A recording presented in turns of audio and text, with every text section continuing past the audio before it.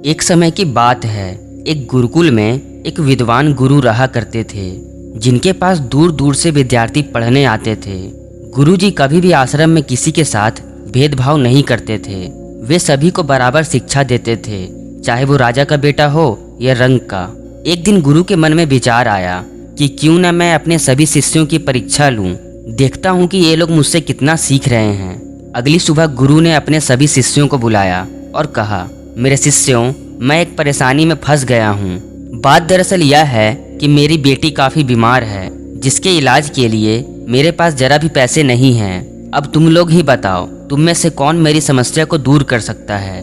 गुरु की बातें सुनकर एक शिष्य ने कहा, इसमें चिंता की क्या बात है, मेरे पिता नगर के सेठ हैं। आपके एक आदेश पर मैं हजारों सोने के सिक्के लाकर आपके चरणों में डाल सकता हूँ। शिष्य की बातें सुनकर गुरु ने कहा, अगर मैं ऐसे धन इकट्ठा करूंगा तो नगरवासी मुझे भिखारी कहेंगे।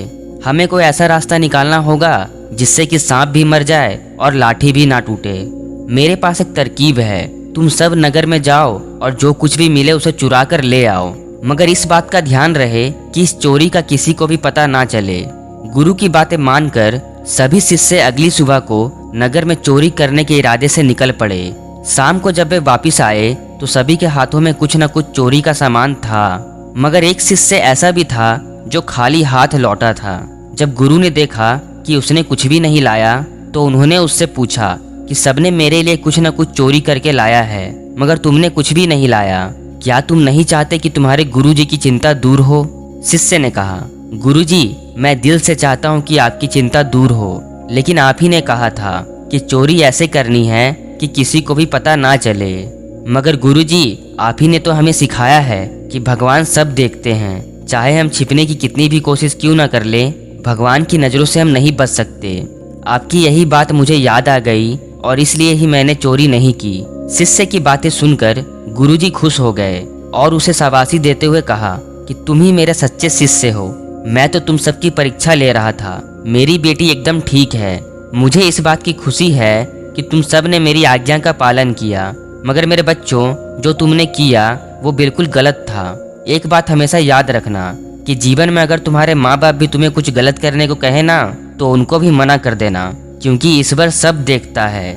दोस्तों, बिल्कुल इसी तरह हम भी कई बार जानबूझकर या किसी के बहकावे में आकर कोई गलत काम कर देते हैं, जिसका पछतावा हमें बाद में होता है। इसलिए आपके जीवन में चाहे कितनी भी मुसीबत क्यों ना आ जाए, आप कभी कोई गलत काम मत करना, क्योंकि आज जो हम करते हैं उसका रिजल्ट हमें भविष्य में देखने को मिलता है। और यह आपने भी अपने आसपास के जीवन में देखा ही होगा कि गलत काम करने वालों के साथ हमेशा गलत ही होता है। इसलिए आप जीवन में हमेशा गलत काम करने से बचें, क्योंकि आप लोगों की नज़रों से तो बच सकते हो, मगर भगवान की नज़रों से नहीं बच सकते। यहाँ तक कि अगर आपका कोई दोस्त, भाई या आपके रिश्तेदार भी आपसे कोई गलत काम करने को कहे तो भी मत करना। अगर वीडियो अच्छी लगी हो तो चैनल को सब्सक्राइब कर देना। जय हिंद, वंदे मातरम।